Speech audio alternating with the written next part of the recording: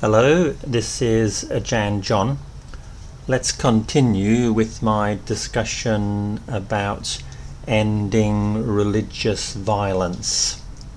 In the last part, we listened to a discussion with Rabbi Jonathan Sacks talking about the explosion of violence in places like the Middle East associated with religion and in particular Islam. I'd like to make clear one point at this stage, which is that I am talking about theistic religions. Theistic, T-H-E-I-S-T-I-C.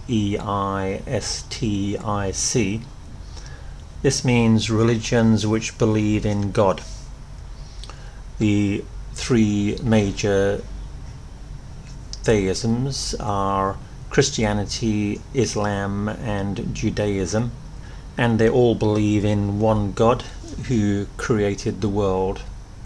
This is quite different from Buddhism, for example, which does not posit the idea of a creator. Posit, P-O-S-I-T. I think this is quite an important point because religions which... Sorry, I was briefly interrupted there. Let me continue. It is an important point because religions which have the idea of an omnipotent creator have a great deal of scope for conflict between people. So we can see conflict over religious doctrine, D-O-C-T-R-I-N-E, which often leads to bloody conflicts. At the end of the previous recording, I was talking about why around 25 years ago people were beginning to abandon religion, and I said there were three reasons for this. The first was the rise of scientific and rational thinking, questioning traditional religious beliefs, and therefore shaking the foundation of religion. The second reason why religion was heading for its demise some time ago was maybe because people felt they didn't need religion anymore.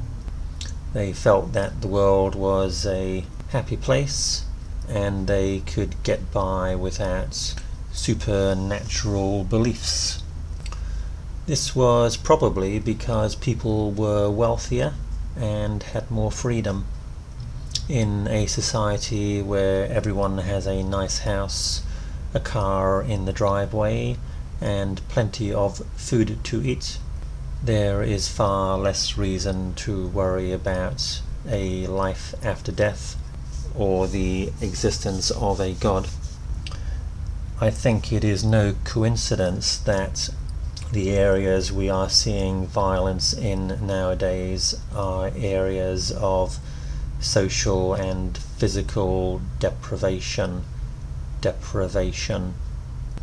People living in areas like Iraq and Syria are suffering enormously in regard to not having enough money, food, and in addition having many kinds of social problems. It seems unlikely that if those people were wealthy and had comfortable lives, that they would be getting involved in such violence. But when they think they have nothing to lose because they have already lost everything, then violence may come much easier. The third reason why religion was beginning to wane, W-A-N-E, was because secular life seemed much more fun and offered an alternative value system. Secular life in the form of capitalism may seem to offer people greater happiness and satisfaction than worrying about what is going to happen after we all die. People more concerned with the here and now, about their status and wealth, will almost certainly spend less time worrying about the meaning of life and a possible afterlife. I'd like to discuss now the possible ways in which we can end religious violence, and I think there are two directions we can look at. The first is to improve the basic economic conditions for people in these areas, and also at the same time lower their expectations of pleasure, especially in regard to the material world. If people have a reasonably comfortable physical existence, they will be happier and I think far less prone to this kind of fanatical activity. And if we can also make people more content with less, the world in general will be a happier place.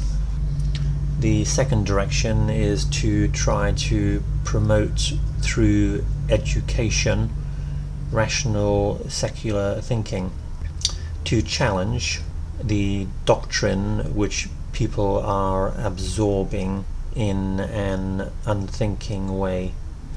The bedrock of beliefs which fuel and sustain the violence should be challenged through rational thinking.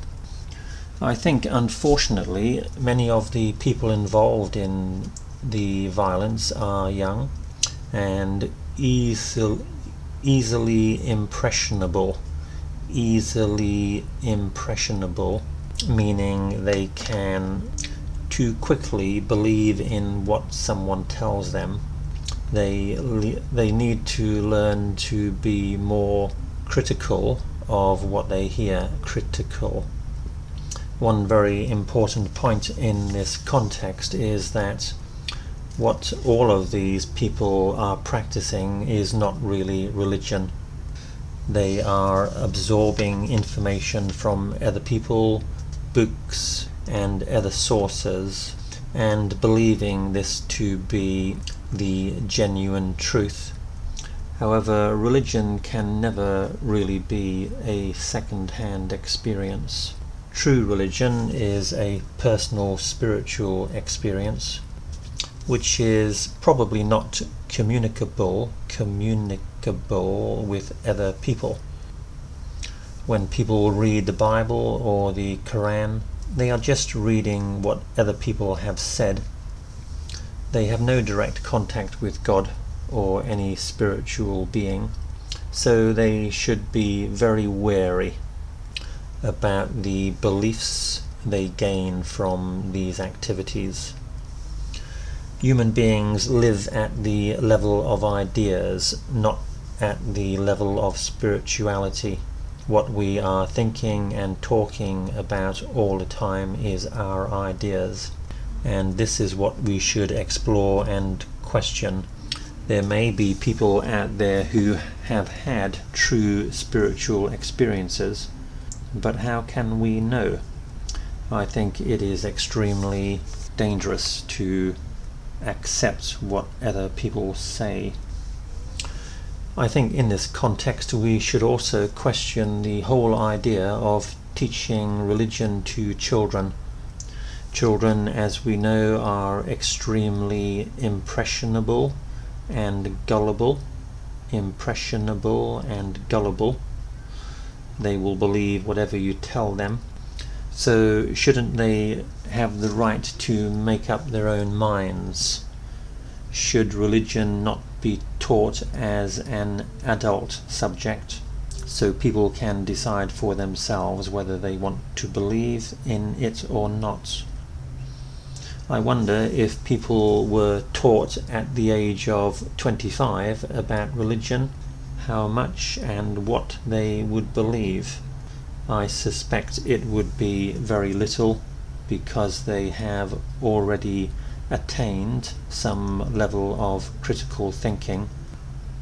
And furthermore, what religion would they choose to adopt? Would it be Islam, Christianity, or Judaism? In conclusion, it is mostly people with serious life problems who become fanatical about religion, but I think that they should question their thinking and ask themselves, is the basis for their actions religious or psychological? And can they see the difference between these two? If in the end they feel that really their motivations are psychological, in other words, their motives arise from their own emotions and thinking, this may give them pause and avert serious wrong behavior.